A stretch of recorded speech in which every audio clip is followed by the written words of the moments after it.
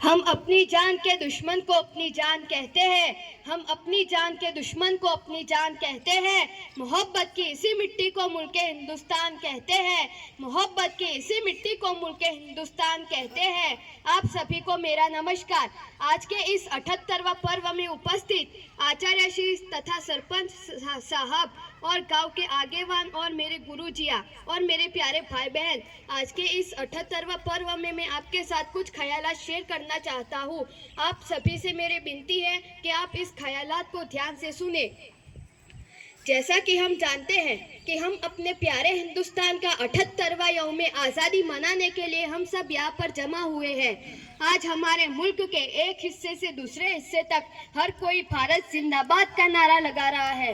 یہ واقعی آزادی اور وطن سے محبت کا احساس ہے، لیکن ہم سب یہ چاہتے ہیں کہ یہ آزادی بہت ہی مشکل ہے۔ اس آزادی کے پیچھے صدیوں کی قربانی اور جدوجہد ہے۔ جس سرزمین پر ہم سانس لیتے ہیں وہ ہمارے عظیم انسانوں کی قربانی کی وجہ سے ہے، جن کی قیادت مشہور شخصیات نے کی ہے، جن میں سے کچھ یہ ہیں: گاندھی جی، جواہر لال نہرو، مولانا عبدالکلام آزاد، سبھاش چندر بوس، اشفاق اللہ خان اور سردار بھگت سنگھ بھی اہم ہیں۔ جناب، آزادی ایک تحفہ ہے۔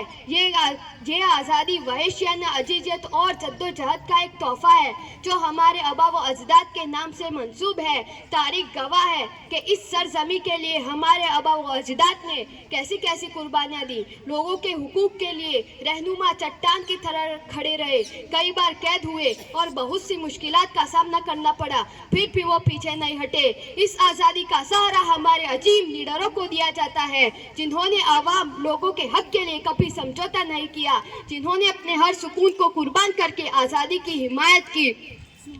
دوستو، برٹش انڈیا میں ہم سب زنجیروں میں قید تھے، ہمارے حقوق پر سمجھوتا کیا گیا، ہم نے گھٹن محسوس کی، ہمارے سماجی، سیاسی اور معاشی حالات بہت ہی خراب تھے، اور سب سے اہم بات یہ تھی کہ ہندوستان کے لیے کسی غیر ملک کی غلامی میں رہنا گوارا نہیں تھا۔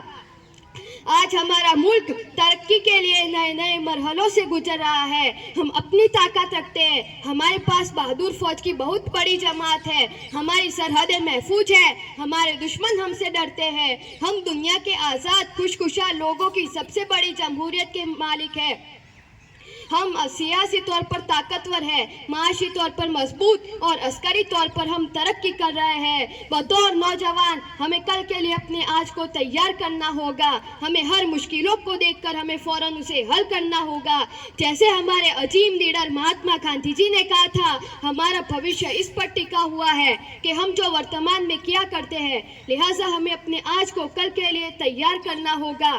دوستو، ایکتا سب سے بڑی طاقت ہے، اس لیے ہمیں آج ایک ہونا پڑے گا۔ آج ہمیں یہ عہد کرنا ہوگا کہ ہم اپنی زمین کو کبھی نقصان نہیں پہنچائیں گے۔ ہمارے ملک کو دنیا میں سب سے طاقتور اور قابل احترام بنانے کے لیے ہمیں ہر ممکن کوشش کرنی ہوگی۔ اور آئیے ایک ہو جائیے اور محنت کریں، اور اپنے ہر دوست اور دشمن کو بتائیے کہ ہم دوست کے ساتھ دوست ہیں اور دشمن کے ساتھ سخت ہیں۔ اپنی باتوں کے ساتھ میں اپنی گفتگو کو یہیں پر ختم کرتا ہوں۔ جے ہند، جے بھارت۔